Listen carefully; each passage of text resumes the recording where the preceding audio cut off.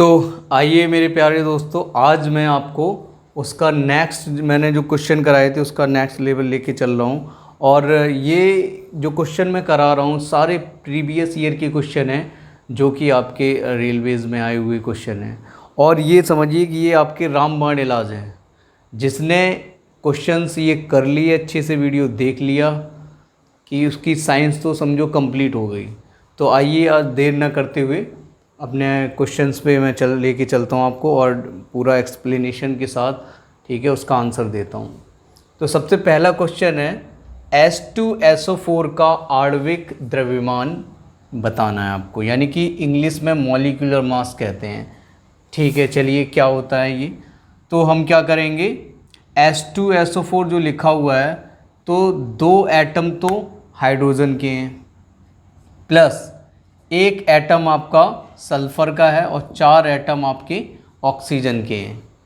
ठीक है, तो 2 × 1।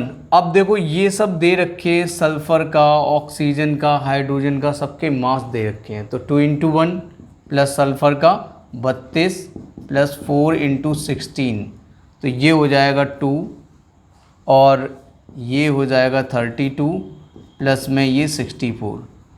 तो ज़रा मैं ये पूछना चाहूँगा कि क्या ये सब कुछ क्लियर नज़र आ रहा है?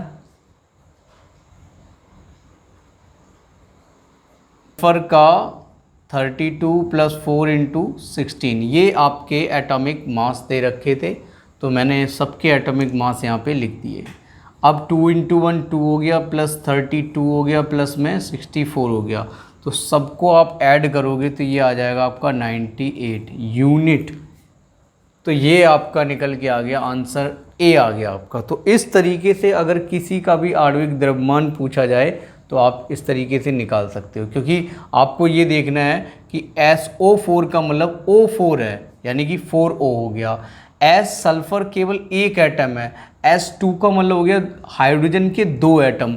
तो ये जो क्या है, ये आपने एटॉमिक मॉलिक्यूलर मास जब आप पढ़ोगे तो ये जो नीचे सफिक्स में दे रखे हैं ना, ये क्या है, ये एटम की संख्याएं दे रखी हैं कि भाई यहाँ पे 2 हाइड्रोजन के एटम यूज़ किए गए, ऑक्सीजन के 4 यूज़ किए और सल्फ़र का 1 एटम यूज़ किया गया। तो इसीलिए अब इनका सबका मैंने क्या किया, एटॉमिक मास यानी कि परमाणु द्रव्यमान मैंने सबका ये दे रखा था आपके क्वेश्चन में ही, तो वो मैंने यहाँ पे रख दिया और सबको ऐड करके ये आपका आंसर आ गया। तो हमारा आंसर ए बन गया इस क्वेश्चन का। अब हम बढ़ते हैं अपने सेकंड क्वेश्चन की तरफ। निम्न में से कौन आर्किमिडीज के सिद्धांत पर आधारित नहीं है? तो सबसे पहले हमें ये पता होना चाहिए कि आर्किमिडीज का सिद्धांत क्या कहता है। तो आइए जानते हैं। जब किसी वस्तु को पूर्ण यानी कि पूरा या आंशिक यानी कि पार्शियली, पूरा या आधा अधूरा, पूर्ण या आंशिक रूप से डुबोया जाता है, पूर्ण या आंशिक रूप से द्रव में डुबोया जाता है, यहाँ पे द्रव में डुबोया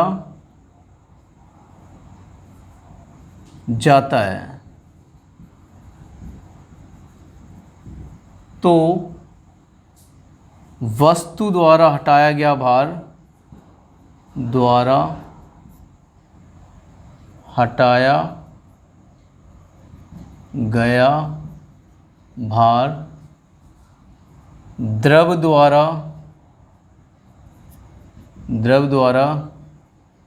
हटाए गए भार के बराबर होता है, भार के बराबर होता है। तो इसीलिए क्या होता है, इन्हीं के सिद्धांत के अनुसार क्या होता है कि कोई चीज़ डूबती नहीं है। जैसे जहाज़ वगैरह है, ये सब तैरते रहते हैं, क्योंकि जहाज़ भी जो पानी हटा रहा है, जितना ये वस्तु हटा रही है उतना ही जो पानी के द्वारा फोर्स लगाया जाता है। तो ये दोनों के दोनों फोर्स क्या है, जब बराबर हो जाते हैं तो वस्तु क्या है, डूबती नहीं है। ठीक है, तो इस पे आधारित कौन कौन सा हो गया, हो कौन सा गया, दुग्धमापी हो गया, ठीक है, और आपका ये हो गया द्रव घनत्वमापी हो गया, पनडुब्बी हो गया। तो आंसर क्या चीज़ जो नहीं है इसके आधार पर, आर्द्रता मापी यानी कि हाइग्रोमीटर, ठीक है। केवल यही है जो कि आपके आर्किमिडीज के प्रिंसिपल पर काम नहीं करती है, बाकी सारी चीज़ें इसके प्रिंसिपल पर काम करती हैं। जैसे आपने देखा होगा लैक्टोमीटर को भी जब दूध का घनत्व वगैरह निकाला जाता है तो उसको जब थोड़ा सा डुबो के छोड़ दिया जाता है तो उससे पता चल जाता है, क्योंकि उसमें जो मक्खन वगैरह तैरता रहता है ना, तो उसकी वो डेंसिटी वगैरह बता देता है। तो ऐसी ये वाली चीज़ें, ये पनडुब्बी होगी, पनडुब्बी अभी मैंने बताया ही था, ठीक है, कि पनडुब्बी कैसे आपकी इस पर प्रिंसिपल पर काम करती है। तो ये प्रिंसिपल मैंने आपको लिख के बता दिया है, तो ये आपका सेकंड आंसर हो जाएगा। तो आंसर क्या बनेगा, ये तो सब ठीक है, लेकिन पूछा क्या गया था आपके में कि कौन काम नहीं करता या कौन सा आधारित नहीं है, तो आंसर आपका ये बन जाएगा, ठीक है। अब चलते हम थर्ड क्वेश्चन पर। तो अब देखिए, आपको अगला मैं बताता हूँ कि वनस्पति तेल के हाइड्रोजनीकरण में उत्प्रेरक के रूप में किसका उपयोग किया जाता है। तो सबसे पहले हम ये समझते हैं कि हाइड्रोजनीकरण होता क्या है, यानी कि हाइड्रोजनेशन होता क्या है। देखिए क्या होता है इसमें कि जब अनसैचुरेशन से सैचुरेशन की तरफ काम करते हैं, यानी अनसैचुरेटेड से हम सैचुरेशन को प्राप्त करते हैं। अब ये अनसैचुरेशन और सैचुरेशन का मतलब क्या होता है, संतृप्त हाइड्रोकार्बन और असंतृप्त हाइड्रोकार्बन। यानी कि संतृप्त कौन से होते हैं, जो सिंगल बॉन्ड से होते हैं, जैसे कि ये आपका कार्बन है और कार्बन से ये बॉन्ड लगे हुए हैं, हाइड्रोजन हाइड्रोजन और हाइड्रोजन। तो ये कैसा कहलाएगा, ये संतृप्त हाइड्रोकार्बन कहलाएगा। कैसा, संतृप्त हाइड्रोकार्बन, संतृप्त हाइड्रोकार्बन कहलाएगा। और आपका, ठीक है, और अगर यही आपका डबल बॉन्ड या ट्रिपल बॉन्ड आ गया, ये डबल बॉन्ड लगा दिया मैंने, ठीक है, तो अब ये आपका बन जाएगा असंतृप्त हाइड्रोकार्बन, ठीक है जी। तो ये असंतृप्त हाइड्रोकार्बन हो गया। ऐसे ही ट्रिपल बॉन्ड वाला वो भी असंतृप्त हाइड्रोकार्बन हो जाएगा, ठीक है। तो संतृप्त को इंग्लिश में कहते हैं सैचुरेटेड हाइड्रोकार्बन, और असंतृप्त को कहते हैं, इसको कहेंगे क्या, अनसैचुरेटेड हाइड्रोकार्बन, ठीक है। तो ये हो गया आपका। अब ये तो बात हो गई कि अब ये वनस्पति तेल है तो इसमें इसका यूज़ किया जाता है, क्योंकि ये डबल बॉन्ड से होता है, ठीक है, डबल बॉन्ड से कनेक्टेड होता है। तो इसीलिए ये आपका इसमें क्या यूज़ किया जाएगा, अनसैचुरेशन से हम सैचुरेशन की तरफ जब ले प्राप्त करते हैं तो हमें वनस्पति तेल में इसका यूज़ करना पड़ता है। अब इसमें जब ये अनसैचुरेटेड से हमें सैचुरेटेड प्राप्त करना होता है तो हमें कैटलिस्ट का यूज़ करना पड़ता है। कैटलिस्ट यानी कि इंग्लिश में उत्प्रेरक, हिंदी में उत्प्रेरक और इंग्लिश में कहते हैं इसे कैटलिस्ट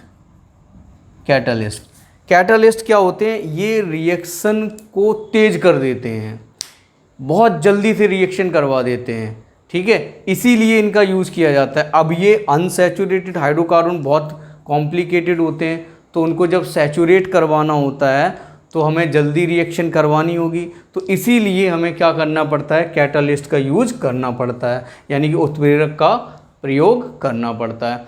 अब इसमें वनस्पति तेल में आप अनसैचुरेटेड से और क्या नाम है, सैचुरेटेड हाइड्रोकार्बन प्राप्त करना चाहते हो, यानी असंतृप्त से संतृप्त कार्बन हाइड्रोकार्बन प्राप्त करना चाहते हो, तो उसके लिए हम पैलेडियम, ये लिखा हुआ है, और निकिल दोनों उत्प्रेरक का प्रयोग कर सकते हैं। लेकिन अब देखो एक बात याद रखना, हम दोनों ही उत्प्रेरक का यूज़ कर सकते हैं, पैलेडियम का भी और निकिल का भी, लेकिन इसका आंसर सही क्या बनेगा, निकिल। पैलेडियम क्यों नहीं बनेगा, क्योंकि पैलेडियम जो होता है उत्प्रेरक वो लो टेम्परेचर यानी कि निम्न ताप पर काम करता है। ये उत्प्रेरक निम्न ताप पर काम करता है, ठीक है।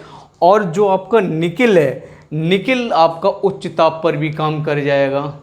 तो इसीलिए उसको अब भाई जब वनस्पति तेल को हमें मतलब घी बनाना है, उसे घी प्राप्त करना है, तो हम क्या करेंगे, प्लांट से घी जब प्राप्त करेंगे पौधों से, तो हम उसके लिए क्या करेंगे, निकिल का उपयोग करेंगे, उसे गर्म करके तब उसे बनाते हैं। अब गर्म करोगे तो ताप कैसा होगा, उच्च होगा, यानी कि हाई टेम्परेचर होगा। तो इसीलिए हम कौन से कैटालिस्ट यानी कौन से उत्प्रेरक का काम यूज़ करते हैं, निकिल का, ठीक है। तो कार्बन और मैग्नीज तो बिल्कुल गलत हो जाता है। पैलेडियम इसीलिए नहीं लेते हैं हम इसको, क्योंकि ये लो टेम्परेचर यानी कि निम्न ताप पर काम करेगा, और निकिल तुम्हारा उच्च ताप पर काम करेगा, इसीलिए निकिल को यहाँ पर यूज़ करते हैं। तो आपका आंसर क्या बनेगा क्वेश्चन थर्ड का, निकिल। अब हम बात करते हैं क्वेश्चन नंबर 4 की। क्वेश्चन नंबर 4 कह रहा है कि भूमि से 8 मीटर की ऊंचाई पर 20 किलोग्राम द्रव्यमान के पिंड में नित ऊर्जा कितनी होगी। ठीक है जी, इसका मतलब जब भी एक बात याद रखना कि हमारी दो तरह की एनर्जी ऊर्जा होती है। एक, जब कोई चीज़ हम फेंकते हैं हॉरिजॉन्टली, यानी जब हम कोई चीज़ ऐसे खड़े होके फेंक रहे हैं यानी क्षैतिज दिशा में, यानी कि हॉरिजॉन्टली, तो वहाँ पर गतिज ऊर्जा काम करती है। लेकिन जब कोई चीज़ हम किसी ऊंचाई पर जाकर, ठीक है, किसी ऊंचाई पर ले जाकर उसे रोक के रखते हैं या वहाँ से गिराते हैं, तो हम ये देखते हैं कि उसमें तब कौन सी काम करती है, स्थितिज ऊर्जा यानी कि पोटेंशियल एनर्जी यूज़ करते हैं। तो जबकि अब यहाँ पे ऊंचाई की बात हो रही है, तो कौन सी पोटेंशियल एनर्जी लगेगी, यानी स्थितिज ऊर्जा। तो स्थितिज ऊर्जा का फॉर्मूला होता है mgh। mg क्या हो गया, ये आपका द्रव्यमान m हो गया, g गुरुत्वीय त्वरण हो गया, और h आपकी हाइट हो गई यानी कि ऊंचाई हो गई। तो m आपका कितना दे रखा है, 20 दे रखा है। g कितना, g हम ले लेते हैं यहाँ पे 10, ठीक है। वैसे क्वेश्चन में दिया होता है 9.8 या हम 10 ले लेते हैं, ठीक है। फिर उसके बाद में g की वैल्यू हमने कितनी ले ली, 10 ले ली। अब हाइट कितनी है, हाइट दे रखी है 8, तो सबका हमने मल्टीप्लाई किया, तो ये 8 दूनी 1600, और ये आपकी ऊर्जा जो है, ऊर्जा का मात्रक क्या होता है, यूनिट क्या होती है, जूल होती है, तो इसीलिए हमने इसे जे लिख दिया। तो कौन सा आंसर बनेगा, ये वाला बनेगा। अब आप ये सोच रहे होंगे हमने 9.8 क्यों नहीं लिया, इसलिए नहीं लिया यहाँ पे क्योंकि 9 पॉइंट में तो कोई आंसर ही नहीं आ रहा है ना, तो इसीलिए हमने उसे 10 ले लिया, ठीक है। तो ये आपका फॉर्मूला आपको याद रखना होगा कि जब भी ऊंचाई की बात की जा रही हो, कि जैसे भूमि से 8 मीटर की ऊंचाई पर 20 किलोग्राम द्रव्यमान के पिंड में कितनी ऊर्जा निहित होगी, तो यही पूछा गया। तो यहाँ पर पोटेंशियल यानी स्थितिज ऊर्जा की बात पूछ रहा है कि स्थितिज ऊर्जा क्या होगी, गतिज ऊर्जा नहीं पूछ रहा। अगर वो कहता है ना कोई चीज़ फेंकी गई है, ठीक है, तो उसमें फिर मोशन आ जाता, और जिसमें मोशन आ जाए समझ जाओ कि वहाँ काइनेटिक एनर्जी यूज होगी, यानी कि गतिज ऊर्जा का प्रयोग होगा वहाँ पर। अब हम बात करते हैं क्वेश्चन नंबर 5 की। निम्न में से कौन सी कार्रवाई अनैच्छिक कार्रवाई है, ठीक है। अब देखो दो तरह की कार्रवाइयाँ होती हैं, एक अनैच्छिक और एक ऐच्छिक। अनैच्छिक और एक ऐच्छिक, ठीक है जी। तो ऐच्छिक का मतलब जो कि अपनी इच्छा से, अब जैसे साइकिल चलाना है, साइकिल तो भाई जब तुम्हारी इच्छा होगी तभी चलाओगे, ऐसा तो है नहीं कि भाई ऑटोमेटिकली हमारा मन कर गया और हम बस चलाने लग गए, ठीक है। तो ऐसा नहीं होता है, हम जब चलाने की मतलब अपने अंदर चाहत करेंगे कि हम अभी साइकिल चलानी है, हमें ऐसा करना है, तभी वो काम होगा, अदरवाइज नहीं होगा। अनैच्छिक में क्या होता है, अनैच्छिक में क्या होता है कि जो ऑटोमेटिकली अपने आप, अब यहाँ पे यही बात समझने वाली है कि अपने आप जो काम हो, जैसे सलाइवरी लार स्राव होना यानी लार का आना। अब भाई एक बताओ, लार जो मुंह में आती है, ठीक है, इसे सलाइवा बोलते हैं इंग्लिश में, हिंदी में कहते हैं लार। तो लार आती जो थूक आ जाता है ना मुंह में हमारे, उसी को लार कहते हैं। तो वो ऑटोमेटिकली अपने आप आती है, ठीक है, अनैच्छिक यानी हमने उसकी कोई इच्छा नहीं की है, लेकिन वो आ रही है, अपने आप चल रहा है, ठीक है भाई। पाचन डाइजेशन जो होता है अपने आप होता है, ऐसा तो नहीं हम अपनी मर्जी से हाँ अब डाइजेशन हो जाए या अब ना हो, या रोक के रखना है कि भाई चलो अब 4 दिन तक हमें डाइजेशन नहीं करना है, ये अपने आप होता है, हम अपने उससे नहीं कर सकते, यानी कि बिना इच्छा की ये काम हो रहा है। इनवॉलेंट्री एक्शन इन्हें कहते हैं, ये वॉलेंट्री एक्शन हो जाएगा। तो मैं लिख देता हूँ वॉलेंट्री एक्शन, और ये हो गया इनवॉलेंट्री एक्शन, इनवॉलेंट्री एक्शन, ठीक है। तो यानी कि जिसमें वॉलेंटियर यानी कि आप बन रहे हो तो वो आपकी वॉलेंट्री होगी। इनवॉलेंट्री में मतलब जो अपने आप हो रहे हैं, ठीक है, जिसमें हम वॉलेंटियर नहीं हैं। तो इसका आंसर क्या बनेगा? आंसर होगा इसका बी, क्योंकि ये आपकी ऐच्छिक क्रिया है, बाकी सारी अनैच्छिक क्रियाएं हैं। अब बात करते हैं हम किस तत्व में 3 कक्ष होते हैं जो पूरी तरह से इलेक्ट्रॉनों से भरे होते हैं। सबसे पहले मैं आपको बता दूं, नियोन को Ne लिखते हैं और इसका एटॉमिक नंबर 10 हो गया। आर्गन को Ar लिखते हैं, इसका एटॉमिक नंबर 18 हो गया। क्रिप्टॉन को Kr लिखते हैं, इसका एटॉमिक नंबर 36 हो गया, ठीक है। अब इसका हम इलेक्ट्रॉनिक विन्यास आपको निकाल के बताते हैं। तो इलेक्ट्रॉनिक विन्यास निकालने का क्या तरीका होता है? K-L-M-N, ये कक्ष होते हैं आपके, ठीक है, यानी कि सेल्स कहते हैं इन्हें। जैसे एक एटम है ये,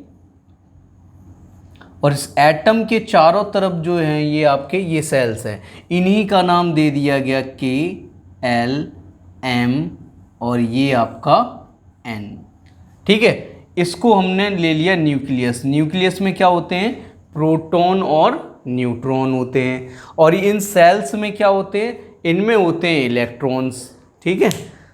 तो अब बात हम करते हैं, ठीक है। तो इसमें जो इलेक्ट्रॉनिक विन्यास इसीलिए कहा गया कि ये इलेक्ट्रॉनों का घर है, इसमें कितने कितने इलेक्ट्रॉन आपको व्यवस्थित करने चाहिए या व्यवस्थित होते हैं। तो जैसे कि ये आपका n=1 ले लिया, क्योंकि पहली वाली ये आपका कोष है, ठीक है। n=2, n=3, n=4। तो इस तरीके से आपने 1 2 3, तो बोरवरी का नियम था एक 2n², यानी आप इस फॉर्मूले में रखते जाइए। जो साइंटिस्ट थे बोरवरी, उन्होंने ये रूल दे दिया कि भाई देखो इस रूल से चलो ना, तो आप इलेक्ट्रॉनों को सिस्टमैटिक तरीके से आप इसमें एडजस्ट कर सकते हो, ठीक है भाई। तो करके देखा तो क्या देखा कि जब 2 × 1 का स्क्वायर किया तो 2 आ गया, यानी पहले वाले कोष में कितने इलेक्ट्रॉन? 2। दूसरे वाले कोष में 2 × 2 का स्क्वायर यानी कि कितना हो गया?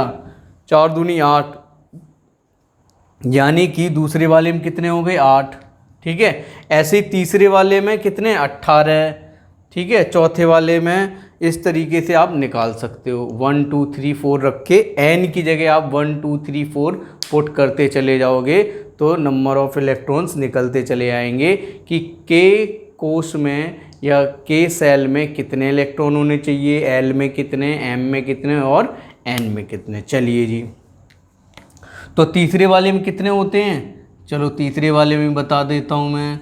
तो 3 × 9 दूनी 18, ये तीसरे वाले निकल के आ गए, ठीक है। अब यहाँ पे 10 इलेक्ट्रॉन, जब 10 एटॉमिक नंबर है इसका, तो पहले वाले में 2 हो गए, दूसरे वाले में 8, यानी कि ये 2 कोष में ही कंप्लीट हो गया, ठीक है।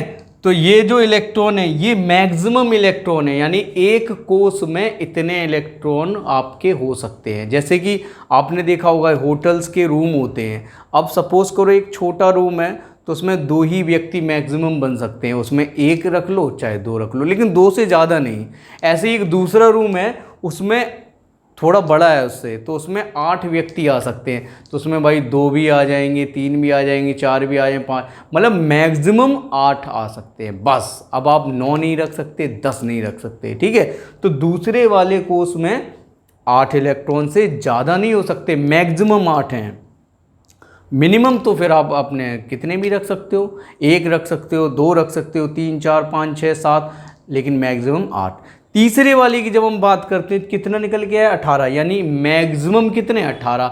रखने को तो आप 1 रख लो, 2 रख लो, 3 रख लो, 4 रख लो, लेकिन मैक्सिमम मतलब अधिकतम कितने 18 है। ऐसे ही चौथे वाले का जब आप निकालोगे मैक्सिमम, चौथे वाले का निकल के आएगा 2 4 का स्क्वायर, 4 चौको 16 दूनी 32, यानी कि मैक्सिमम अधिकतम इलेक्ट्रॉनों की संख्या 32 हो सकती है चौथे वाले कोष में, यानी चौथे वाले सेल में, इससे ज़्यादा नहीं हो सकती है, ठीक है जी।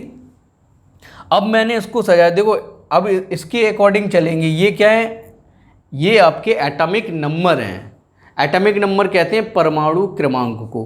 तो एटॉमिक नंबर यानी परमाणु क्रमांक इसका 10 है। तो हम पहले वाले कोष में हमने 2 इलेक्ट्रॉन बिठा दिए, दूसरे वाले में 8 बिठा दिए, तो 8 और 2 10, तो ये कंप्लीट हो गए, ठीक है। अब हम इसका आर्गन का करके देखते हैं। आर्गन का 18 है, तो 2 पहले वाले में 2, फिर दूसरे वाले में 8, 8 2 10 और 8, तीसरे वाले में कितने 8।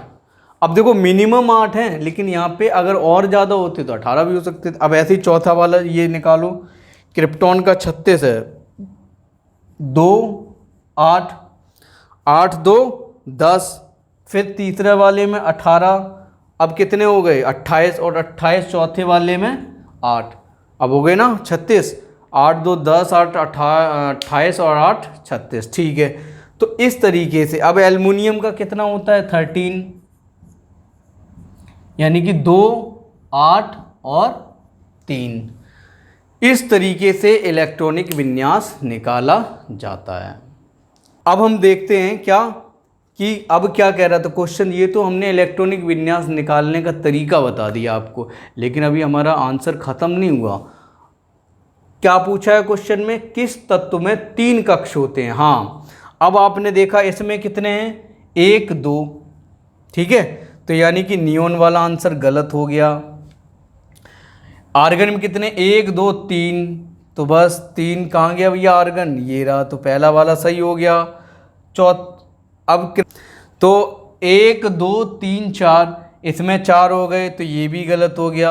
अब आ गया एल्युमिनियम 1 2 3, हाँ अब देखो इसमें भी 3, इसमें भी 3, लेकिन आगे क्वेश्चन फिर पढ़ो क्या कह रहा है, जो पूरी तरह से इलेक्ट्रॉनों से भरे होते हैं। तो इलेक्ट्रॉनों से पूरी तरह कौन भरा हुआ है 8, 8 ऑक्टेट।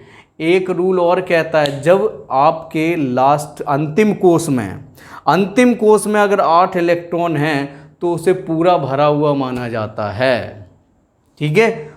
मिनिमम 2 और मैक्सिमम 8 इलेक्ट्रॉन अगर भरे हैं तो उसे कहते हैं ऑक्टेट। ऑक्टेट का मतलब 8 इलेक्ट्रॉन जब भरे हो, इसीलिए देखो ये कंप्लीट है, इसे ना लेने की ज़रूरत है ना देने की ज़रूरत है। लेकिन इस वाले में 3 है, यानी ये क्या करेगा, डोनेट करेगा, ठीक है। ये अनकम्प्लीट है, यानी कि अपूर्ण है, पूरे भरे हुए नहीं है, ये अपूर्ण है, और इसे कहेंगे पूरा भरा हुआ।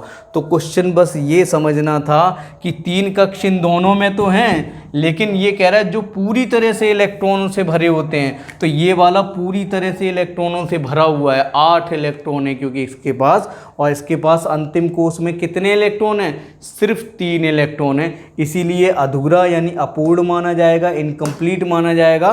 और इसमें 8 इलेक्ट्रॉन है, ये ऑक्टेट इसने अपना कंप्लीट कर लिया है, इसीलिए इसे पूरा माना जाएगा। तो आंसर हमारा क्या बनेगा इसका, आर्गन।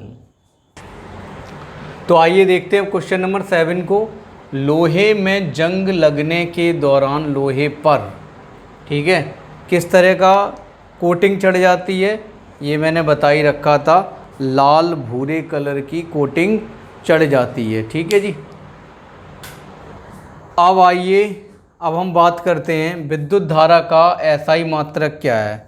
तो विद्युत धारा का एसआई मात्रक क्या है, एम्पियर, ठीक है। और कूलाम किसका है, कूलाम है आपका आवेश का। जूल किसका है, जूल है आपका ऊर्जा का, कार्य का, ऊर्जा का, ठीक है, और कार्य का। वॉट किसका है? वॉट है आपका शक्ति का, ठीक है जी। तो ये आवेश को कहते हैं हम चार्ज, इंग्लिश में CHARG, चार्ज। और ये हो जाएगा एनर्जी, एनर्जी और आपका वर्क, एनर्जी और वर्क हो गया। और ये हो गया आपका पावर, पावर। अच्छा हाँ, एक चीज़ और है यहाँ पे, ये आपका हरा और काला, ये कोटिंग भी मैं आपको यहाँ पे करा देता हूँ। तो काली कोटिंग होती है आपकी चांदी की, चांदी की, और हरी कोटिंग होती है कॉपर की। कॉपर का मतलब तांबा, तांबा की, ठीक है। तो ये हो गई आपकी। अब आपको ये आपकी किसकी हो गई? आयरन की, आयरन की। तो अब आपको मैंने तीनों ही कोटिंग बता दी यहाँ पे कि काली अगर परत कोटिंग चढ़ जाए तो वो चांदी पर होगी, हरी जब चढ़ती है तो कॉपर पर हरी कोटिंग होती है, यानी कि जब जंग लगती है। और लोहे पर जब जंग लगती है तो उसकी कोटिंग लाल भूरे कलर की होती है। तो इस तरीके से जब अलग अलग धातुओं पर जब जंग लगती है तो उस पर कलर जो है कोटिंग का वो बदल जाता है। जैसे कि आयरन पर लाल भूरे रंग का, और कॉपर पर हरे रंग का, और काले रंग का चांदी पर, ठीक है जी। अब हम बढ़ते हैं अपने नेक्स्ट क्वेश्चन की तरफ। तो सबसे पहले मैं 10th क्वेश्चन को समझाऊंगा, उसके बाद 9th को। तो 10th क्वेश्चन में देखिए, पावर जो होता है, पावर यानी कि शक्ति जिसे कहते हैं, इसका फॉर्मूला होता है W/T, यानी कार्य करने की जो दर होती है, ठीक है, कि आप कितने टाइम में उस काम को कर लेते, तो वही पावर कहलाती है, यानी कि आप में पावर कितनी है, ठीक है। तो कार्य को अभी हमने क्या बताया? जूल बताया ना। तो जूल प्रति, अब टाइम को हम किससे? सेकंड से देखते हैं ना। इसकी यूनिट क्या होती है टाइम की? Second, second. तो इसका मात्रक क्या बन गया शक्ति का? जूल पर सेकंड। एक मात्रक तो इसका ये हो गया। तो और इसी को हम क्या कहते हैं? वाट। तो एक वाट बराबर, एक वाट बराबर 1 जूल पर सेकंड, पर सेकंड, ये बन जाएगा। तो इसका आंसर क्या बनेगा? शक्ति का SI मात्रक। अब ये कौन सा मात्रक है? वाट जो है वो SI मात्रक है, यानी जो आपका इंटरनेशनली हर जगह चलता है। तो 1 वाट बराबर 1 जूल पर सेकंड, ये हो जाएगा आपका, ठीक है जी। तो इसमें अब जैसे वॉट है, वॉट को किलोवाट में लिखते हैं, ठीक है। जूल मैंने आपको बता ही दिया है कि ऊर्जा और कार्य दोनों की यूनिट हो गई है, ठीक है। तो इस तरीके से ये आपको मैंने बता दी है, ठीक है। अब आप बात करते हैं हम किसकी? किलोवाट आवर की। चलिए जी, तो अब देखो यहाँ पे किलोवाट कह रखा है, तो 1 किलोवाट, अभी मैंने बताया 1 किलोवाट बराबर हो जाएगा 1000 वाट, ठीक है जी। और वॉट क्या होता है? जूल पर सेकंड। वॉट की अभी यूनिट मैंने क्या बताई? जूल पर सेकंड बताई है, ठीक है जी। तो अब ये घंटे दे रखे हैं, तो हमने क्या किया? 1000 वॉट हो गया यहाँ पे, ठीक है। और घंटे को हमने क्या, आवर को हमने 60 × 60 कर लिया, यानी कि 3600 सेकेंड होते हैं ना, ठीक है। पहले मिनट में बदला, फिर सेकंड में बदला, तो ये हो जाएगा आपका 1000 गुणे में 3600, ठीक। 1000 गुणे में 3600 जूल पर सेकंड था आपका, ठीक है। तो जूल प्रति सेकंड था, और सेकंड ये है ही, इसको हम क्या लिखेंगे? अब ये एक्चुअली क्या आपका आ गया?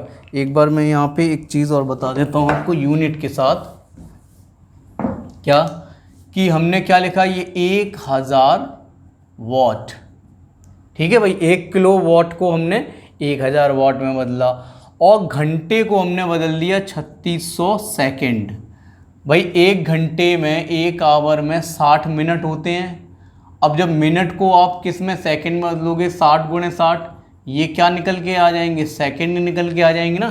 तो 1 घंटे में 60 × 60 यानी कि 3600 सेकंड होते हैं, ठीक है। तो अब 1000 वाट को, अब वाट मैंने क्या बताया था, जूल प्रति सेकंड, जूल पर सेकंड इनटू में 3600 सेकंड, सेकंड से सेकंड कट गया ना, तो आपका क्या बचा 3600 गुणे में 1000, यानी कि यहाँ पे मैं लिख दूँ 36 गुणे में 10 की घात 5, 2 ये हो गई, 3 ये हो गई, 0, तो 10 की घात 5 क्या आ गया, ये आपका जूल आ गया। ठीक है भाई। अब अगर हम यहाँ पे पॉइंट लगा दें तो एक ये पावर बढ़ जाएगी इधर, यानी कि 3.6 इंटू 10⁻6 जूल हो जाएगा कि नहीं हो जाएगा। अब बताओ कौन सा आंसर बैठेगा जाके आपका, क्या ये बैठेगा, नहीं बैठेगा। क्या ये बैठेगा, माइनस में तो हो ही नहीं सकता। ठीक है, तो आंसर क्या बैठेगा, सी आंसर बैठेगा जाके आपका। तो देखिए अभी मेरे ख्याल से सारी इन्फॉर्मेशन हो गई है इस क्वेश्चन की। वॉट का मैंने बता दिया आपको, किलोवाट का बता दिया, जूल का बता दिया, हाँ अर्ग रह गया। तो 1 जूल बराबर आपका 10 की घात 7 क्या होता है, अर्ग होता है। ठीक है जी। तो अब आपकी ये 10 की घात 7 अर्ग आपका बन जाता है, और 1 जूल बराबर 10 की घात 7 अर्ग हो गया आपका। और अब यहाँ पे जाके सारी इन्फॉर्मेशन अब मेरे ख्याल से कंप्लीट हो चुकी है, और आपके क्वेश्चन का आंसर भी सब कंप्लीट हो चुका है। और बस इसी के साथ मैं अपना यहीं पे वीडियो समाप्त करता हूँ, फिनिश करता हूँ क्लास, और फिर मिलेंगे नेक्स्ट वीडियो के साथ। तब तक टेक केयर, थैंक यू।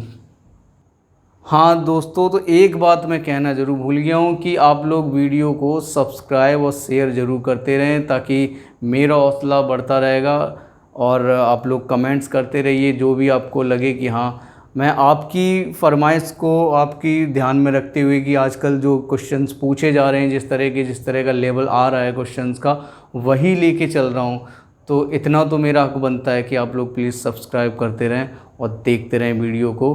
और मैं उम्मीद करता हूँ कि आप एग्ज़ाम को 100% पास करके आएंगे।